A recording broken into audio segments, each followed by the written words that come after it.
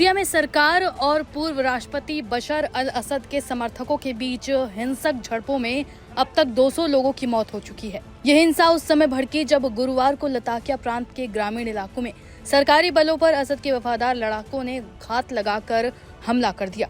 ये घटना असद शासन के पतन के बाद सबसे खतरनाक चुनौती मानी जा रही है। सीरियाई ऑब्जर्वेटरी फॉर ह्यूमन राइट्स के मुताबिक शुक्रवार को हुई ताजा झड़पों में 120 से ज्यादा लोग मारे गए, जिससे ये असद के सत्ता के हटने के बाद का सबसे हिंसक दिन बन गया। ऑब्जर्वेटरी ने बताया कि गुरुवार को जाबले के पास सरकारी बलों पर हुए हमलों में कम से कम 13 सुरक्षा कर्मी मारे गए थे। इसके बाद सरकार ने क्षेत्र में भारी सैन्य बल तैनात किया और जवाबी कार्रवाई में असद समर्थक लड़ाकों को निशाना बनाया। ये झड़पें सीरियाई के तटीय इलाकों, खासकर लताकिया और तारतूस में हुई, जो असद परिवार का गढ़ माने जाते हैं और जहां अलावाइट समुदाय का प्रभाव है। सरकार का दावा है कि उसने स्थिति को नियंत्रण में कर लिया है, लेकिन असद समर्थकों द्वारा बदले की कार्रवाइयों ने क्षेत्र में तनाव को बढ़ा दिया है। शुक्रवार को कुछ कार्यकर्ताओं ने बताया कि अलावाइट क्षेत्रों में दर्जनों पुरुषों की हत्या कर दी गई है, जिससे सांप्रदायिक हिंसा की आशंका बढ़ गई है। गौरतलब है कि सीरिया की नई सरकार का नेतृत्व अंतरिम राष्ट्रपति अहमद अल शारा कर रहे हैं। उन्होंने हिंसा को दबाने के लिए तटीय क्षेत्रों में कर्फ्यू लगा दिया है और अतिरिक्त सुरक्षा बलों को तैनात किया है।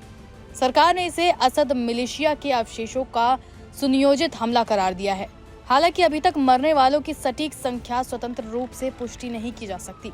यह हिंसा दिसंबर में असद के सत्ता से हटने के बाद शुरू हुई अस्थिरता का हिस्सा है, जब इस्लामवादी संगठन हयात तहरीर अल शाम के नेतृत्व में विरोधियों ने दमिश्क पर कब्जा कर लिया था। विशेषज्ञों का मानना है कि असद समर्थकों का प्रतिरोध नई सरकार के लिए बड़ी चुनौती बन सकता है, जो देश में एकता और स्थिरता लाने की कोशिश कर रही है। अंतर्राष्ट्रीय समुदाय ने इस हिंसा पर चिंता जताई है, क्योंकि ये मध्य पूर्व में पहले से ही जटिल स्थिति को और खराब कर सकती है। स्थानीय लोग अब शांति की उम्मीद खोते जा रहे हैं, क्योंकि सत्ता संघर्ष और सांप्रदायिक तनाव एक बार फिर से आम नागरिकों को निशाना बना रहा है। सीरिया इस समय एक जटिल और अस्थिर राजनीतिक दौर से गुजर रहा है।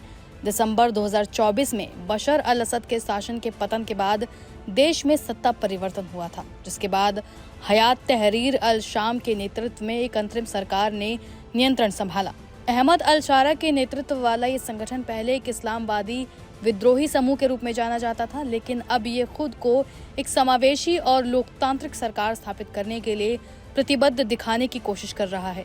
हालांकि देश की राजनीतिक स्थिति अभी भी अनिश्चितता और चुनौतियों से भरी है। बता दें कि मोहम्मद अल बशीर को दिसंबर 2024 में अंतरिम प्रधानमंत्री नियुक्त किया गया और ये सरकार 1 मार्च 2025 तक जरूरी सेवाओं के प्रबंधन के लिए काम कर रही थी। इसका लक्ष्य एक स्थिर प्रशासन बनाना और नए संविधान के साथ चुनाव की तैयारी करना था।